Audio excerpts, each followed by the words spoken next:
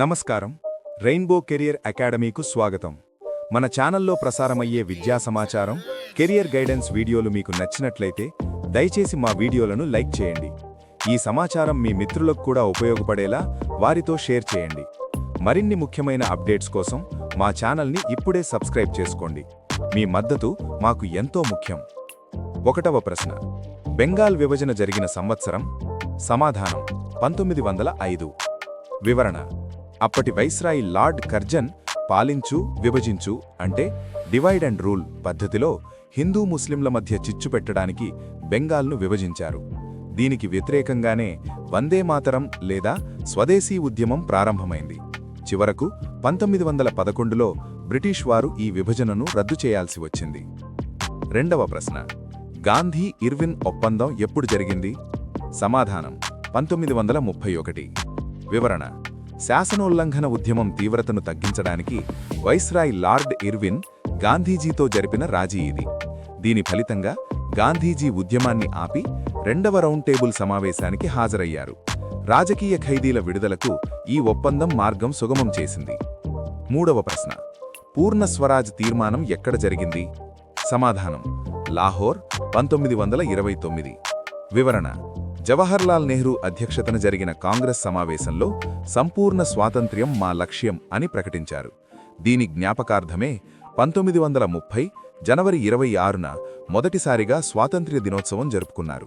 అందుకే మన రాజ్యాంగం కూడా జనవరి 26న అమలులోకి వచ్చింది. 4వ ప్రశ్న. భారత జాతీయ సైన్యం అంటే INA స్థాపకుడు? సమాధానం సుభాష్ చంద్రబోస్. వివరణ. 2వ ప్రపంచ యుద్ధ కాలంలో ఆజాద్ హింద్ ఫౌజ్ను సింగపూర్లో బోస్ పునర్వ్యవస్థీకరించారు.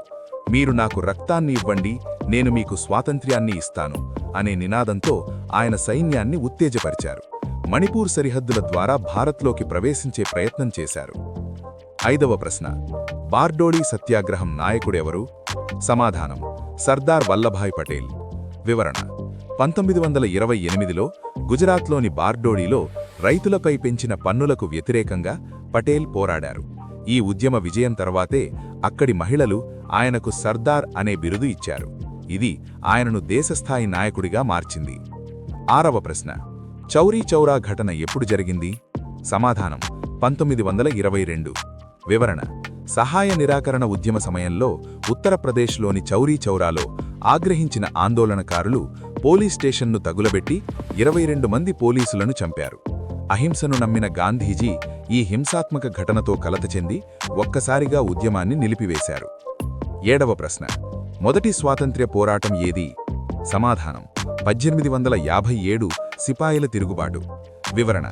మీరట్లో ప్రారంభమైన ఈ తిరుగుబాటుకు కొవ్వు పూసిన తూటాల వాడకం తక్షణ కారణం.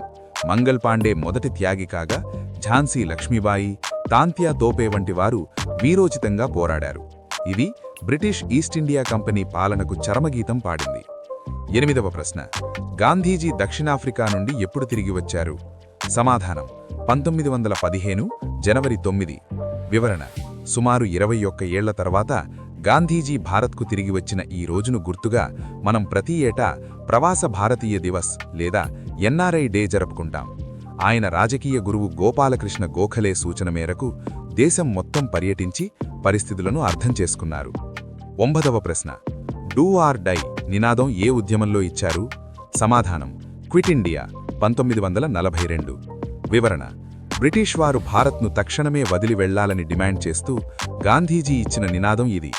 అగ్రనాయకులందరూ జైలుకు వెళ్లినప్పటికీ సామాన్య ప్రజలు ఈ ఉద్యమాన్ని ముందుకు నడిపారు. ఇది బ్రిటిష్ పాలకులపై తీవ్ర ఒత్తిడి తెచ్చింది. 10వ ప్రశ్న. చిట్టగాంగ్ ఆయుధాగార దాడి నాయకుడు?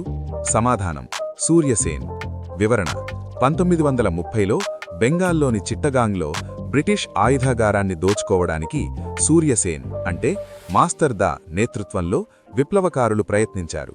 ఇది బ్రిటిష్ వారికి వ్యతిరేకంగా జరిగిన అతిపెద్ద విప్లవాత్మక చర్యలలో ఒకటి.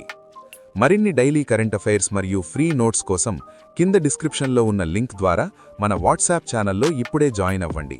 ధన్యవాదాలు.